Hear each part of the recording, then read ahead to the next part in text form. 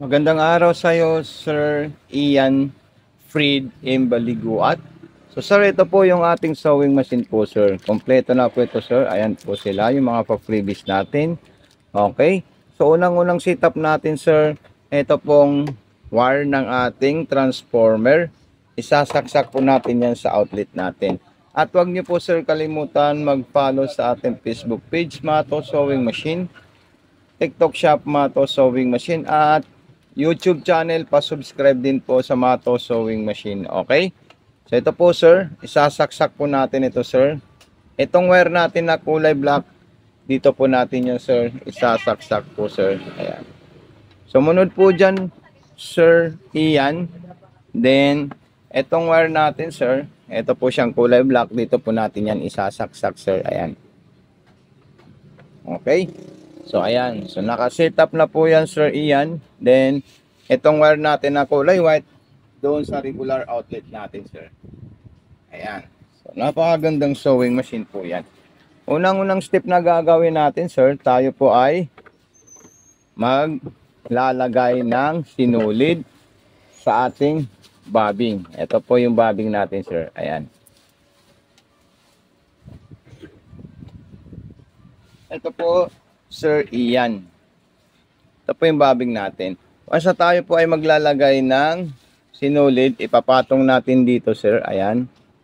Okay. Tapos, kukunin natin yung sinulid natin. Kukuha po tayo ng sinulid natin na white para makapagpundo po tayo. Okay. Ang gagawin na lang natin, kulay red na lang, sir. Okay. Ito po, kulay red na sinulid. At ito ilalagay natin dito, sir. Okay, ayan. Okay. Para iba naman po yung pasada niya dito, sir. Okay. Sir Ian, ito na po siya, sir. Ilalagay natin ito dito. Ayan. Then, itutulak natin dito. Ayan. Pagkatapos, pipindutin natin ito, Sir Ian. Ayan. Nakakapagpundo na po tayo ng sinulid natin sa ating bobbing winder. Ayan.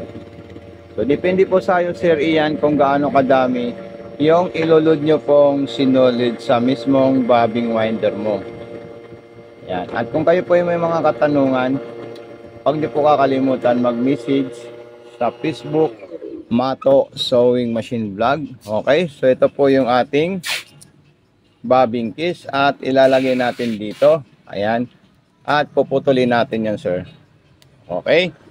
Then, ilalagay natin dito yan, Sir Ian. At siya po ay tutunog. Ayan.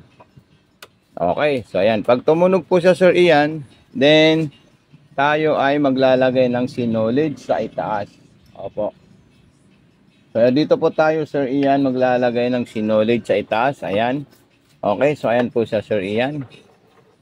Then, igaganito natin siya, Sir Ian. Step 1, dire-diretso po siya. Okay. Then, paakyat po siya, sir. Ayan. Kailangan yung pressure foot natin nakataas po siya, sir. Okay. Huwag po siya nakababa. Kasi hindi po maipit dito yung sinulid natin. So, dapat itataas natin yan. At tayo ay maglalagay ulit ng sinulid. Ayan. Ganyan natin siya. Mahigpit po siya, sir. Then, yung hook, ayun po yung hook natin, sir. Ayan. Ayan. Ilalagay natin dito yan. Okay. Okay, so ayan po siya, Sir Ian. Din sunod natin. Ayan. Gaganito po natin siya, Sir Ian. Ayan. Okay. So ayan po siya, Sir Ian. Okay. Okay, so ang pagpasok natin sa butas ng karayom, Sir Ian, straight line po siya papunta po sa likod. Ayan. Ito naman yung mga option ng tahi ng ating sewing machine. Yan po natin makikita at kukunin yung mga design na gusto natin, like straight line, zigzagger, button holer, at garterize po, Sir Ian. Ayan. Okay. So, ayan, pumasok na po siya, Sir Ian. Then, susunod natin dyan, ikutin natin, sir, yung hand wheel. Ayan. Pag inikot natin yan, dapat pababa po ng ganyan. Then, makikita nyo po, bumababa po yung ating sinulid, ating karayom. Makikita nyo po siya, magro-rotating dito yung sinulid natin. Ayun po silang dalawa. Dinihilain natin itong sinulid natin lang galing sa karayom. Makikita nyo, ilalabas niya yung sinulid lang galing sa bobbing para ilabas po dito sa likod. Ayan. So, ito na po siya, sir. Iyan. So, makikita nyo po siya. Napakaganda na po ang setup sa ating sewing machine. So, ipapaliwanag natin sa iyo yung mga dapat nyo pong malaman, sir. Iyan. Okay? So, ayan. Then, unang-una po, sir, iyan. Nasa straight line po tayo. Then, ito po yung distance natin. Ito naman po yung reverse pag uma-under. Ito naman po yung switch off. Hindi na po siya under. Then, low speed sa gitna. A-under po siya, sir, iyan. Ayan. Okay.